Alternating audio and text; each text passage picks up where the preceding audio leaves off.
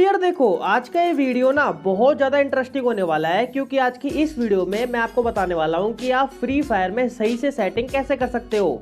कैसी अपमानजनक बातें कर रहा है लड़का, ये अश्लील है ये लोंडा। मेरा मतलब है कि ये जो आपकी कंट्रोल सेटिंग है, इसको आपको किस तरीके से क्या क्या रखना है, क्योंकि आपको तो पता ही है कि ये जो हमारे फ्री फायर वाले हैं ये कितने ज्यादा महान और दयावान है। इनको हर अपडेट में कंट्रोल सेटिंग और डायमंड के प्राइस में कुछ ना कुछ ऐड करना ही होता है। और मैं लिख के दे रहा हूँ कि आपको इनमें से 5-6 सेटिंग के बारे में तो बिल्कुल भी नहीं पता होगा और पक्का गलत सेटिंग में खेलते होगे। जिसको ऑन करना चाहिए उसे ऑफ कर देते होगे, जिसको ऑफ करना चाहिए उसे ऑन कर देते होगे।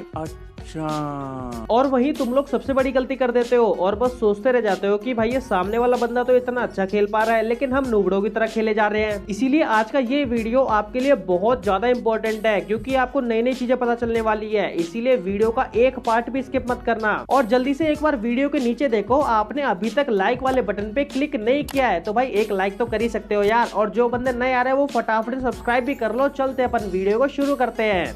तो मैं आ चुका हूँ सिंपली अपनी कंट्रोल सेटिंग्स में, और यहाँ पे जो सबसे पहला ब्लॉक है ना वो है शूटिंग का। और इसमें हमें 3 ऑप्शन देखने को मिलते हैं। सबसे पहला है एम प्रिसीजन, दूसरा है लेफ्ट फायर बटन और तीसरा है होल्ड फायर टू स्कोप। तो सबसे पहले बात करते हैं कि अगर आप अपने एम प्रिसीजन को डिफॉल्ट पर रखोगे तो क्या होगा। तो अगर आपने इसे डिफॉल्ट पे रखा हुआ है तो इससे आपको बहुत ज्यादा फायदा होने वाला है, क्योंकि जैसे कि मान लो कि आपने अपने एम को अपने एनिमी के थोड़ा सा साइड में रखा हुआ है, तो जैसे आप अपने एक बार अपने फायर बटन पे क्लिक करोगे तो आपका एम ऑटोमेटिकली एनिमी के ऊपर चला जाएगा।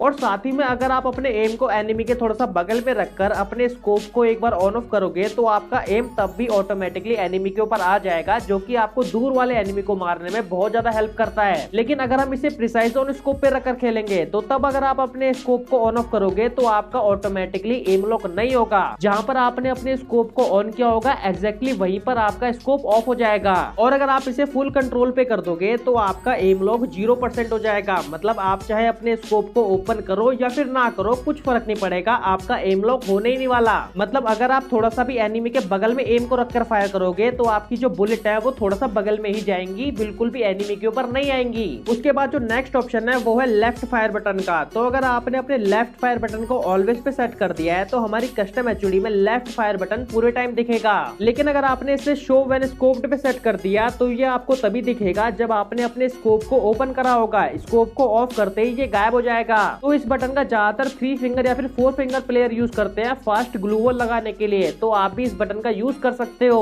उसके बाद आता है हमारा होल्ड फायर टू स्कोप वाला ऑप्शन। तो ये ऑप्शन सिर्फ और सिर्फ स्नाइपर चलाने के लिए ही है। जैसे कि मान लो आपने इसे ऑन किया हुआ है ना, और आप M8 कार 98 या फिर AWM है ना, या फिर कोई सी भी स्नाइपर चला रहे हो, तो जैसे ही आप अपने फायर बटन पे क्लिक करोगे तो आपका ऑटोमेटिकली स्कोप ओपन हो जाएगा। और जैसे ही आप अपने फायर बटन को छोड़ोगे तो आपका एक बुलेट फायर होते ही आपका ऑटोमेटिकली स्कोप ऑफ भी हो जाएगा। लेकिन अगर आप होल्ड फायर टू स्कोप को ऑफ करके फायर बटन पे क्लिक करोगे तो सिर्फ आपकी एक बुलेट फायर ही होगी, कोई भी स्कोप ओपन नहीं होगा। तो भाई अगर आप स्नाइपर चलाते हो ना तो आपको इसको हमेशा ऑन करके ही खेलना चाहिए, क्योंकि इससे सिर्फ एक बटन से 3 काम हो जाते हैं। पहले स्कोप ओपन हो जाता है, फिर उसके बाद फायर भी हो जाता है और फिर अपने आप स्कोप बंद भी हो जाता है। तो इसीलिए आप हमेशा इसको ऑन ही रखना। उसके बाद आता है हमारा नेक्स्ट ब्लॉक जिसका नाम है असिस्टेंस, और इसके अंदर हमें 4 ऑप्शन देखने को मिल जाते हैं। जो सबसे पहला है उसका नाम है क्विक वेपन स्विच। तो अगर आपने इसे ऑन कर दिया है तो आपकी कस्टम एचओडी में एक बटन ऐड हो जाएगा जिस पे क्लिक करके आप अपनी गन को स्विच कर सकते हो। और ज्यादातर जो वन टैप प्लेयर होते हैं वो इस बटन का यूज करते हैं। और वैसे ही उसी के जस्ट नीचे आता है क्विक रिलोड का ऑप्शन, जिसको ऑन करने से आपकी कस्टम एचओडी में एक और बटन ऐड हो जाएगा जिस पे क्लिक करने से आपकी जो गन है वो रिलोड हो जाएगी। लेकिन आप इस क्विक रिलोड वाले ऑप्शन को ऑफ ही रखना, क्योंकि आप सिंपली अपने गन बॉक्स पे क्लिक करके भी रिलोड कर सकते हो, है ना। फालतू में बटन बढ़ाने से कोई फायदा नहीं है। उसके बाद आता है हमारा फ्री लुक का ऑप्शन, और इसको ऑन करते ही हमें 3 ऑप्शन और दिख जाते हैं, पैराशूट, स्प्रिंट और ड्राइव। तो फ्री लुक को ऑन करने से क्या होता है कि हम भागते भागते आराम से पीछे या फिर दाएं बाएं कहीं पे भी देख सकते हैं, या फिर अगर हम पैराशूट से कूद रहे हैं तो हम आसपास ये भी देख सकते हैं कि कौन सा बंदा कहाँ पे कूद रहा है। या फिर अगर आप गाड़ी चलाते हो तो आप लोग गाड़ी चलाते चलाते भी पीछे देख सकते हो फ्री लुक की मदद से, है ना। तो आप लोग इसको हमेशा ऑन रखना।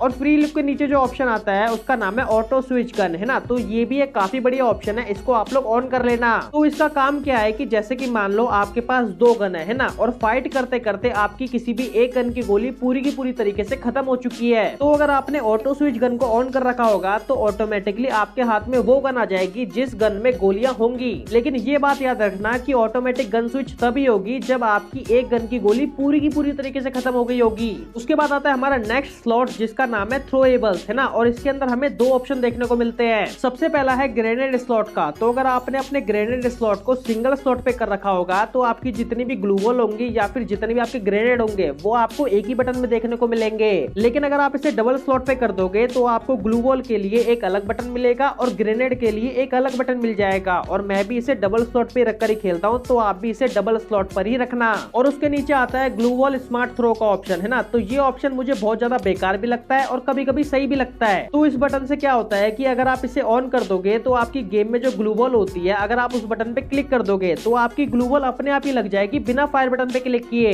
और ये वाला बटन मुझे इसीलिए बेकार लगता है क्योंकि सिर्फ एक ग्लू वॉल वाले बटन पे क्लिक करने से आपकी ग्लू वॉल ही लग जाती है ना, मतलब निकाल भी लेता है ग्लू वॉल और वो लगा भी देता है। और शुरुआत से मैंने ऐसे ग्लू वॉल कभी भी नहीं लगाई है, तो इसीलिए मेरे को इस बटन से खेलने की प्रैक्टिस नहीं है, तो इसीलिए मैंने इसको ऑफ कर रखा है। उसके बाद आता है हमारा नेक्स्ट ब्लॉक जिसका नाम है मूवमेंट। तो इसमें जो सबसे पहला ऑप्शन है वो है ऑटो पैराशूट का। तो अगर आप ऑटो पैराशूट को ऑफ कर दोगे और जैसी एरोप्लेन से कूदोगे, है ना, तो आपको जल्दी जल्दी नीचे आने के लिए अपने स्प्रिंट वाले बटन पे भी क्लिक करना पड़ेगा, वरना आप हवा में झूलते रह जाओगे और बहुत धीरे धीरे नीचे पहुंचोगे। लेकिन अगर आप इसे ऑन कर दोगे तो जैसे आप लोग एरोप्लेन से कूदोगे तो आपका ऑटोमेटिकली स्प्रिंट वाला बटन ऑन रहेगा, जिससे कि आप जल्दी जल्दी लैंड कर पाओगे। तो इसीलिए आप इसको हमेशा ऑन ही रखना। उसके बाद आता है रन मोड वाला ऑप्शन, और इसमें 3 चीजें होती है, क्लासिक, ड्रैग और मिक्स्ड। तो अगर आप इसे क्लासिक पे रखोगे तो आपको भागने के लिए सिंपली एक बटन दे दिया जाएगा जिसपे क्लिक करके आप लोग आराम से भाग सकते हो। लेकिन अगर आप इसे ड्रैग पे सेलेक्ट कर दोगे तो आपको भागने के लिए कोई भी बटन नहीं मिलेगा, आपको सिंपली अपनी जॉयस्टिक को ऊपर की साइड ड्रैग करना पड़ेगा भागने के लिए। और इससे एक डिसएडवांटेज भी होता है क्योंकि इसको ड्रैग पे करने से अगर आप अपनी जॉयस्टिक को पकड़ के नूवो करने की कोशिश करोगे या फिर जॉयस्टिक को पकड़ के घूम घूम के लूट करने की कोशिश करोगे तो आप लोग एकदम से भागने लग जाओगे। तो इसीलिए इसको क्लासिक पर ही रखना। और अगर इसे मिक्स्ड पे कर दोगे तो आपको बटन भी मिल जाएगा और जॉयस्टिक को भी ड्रैग करने से भाग पाओगे, लेकिन वो भी बेकार हो जाएगा, है ना। तो इसीलिए आप हमेशा क्लासिक पर ही रखना।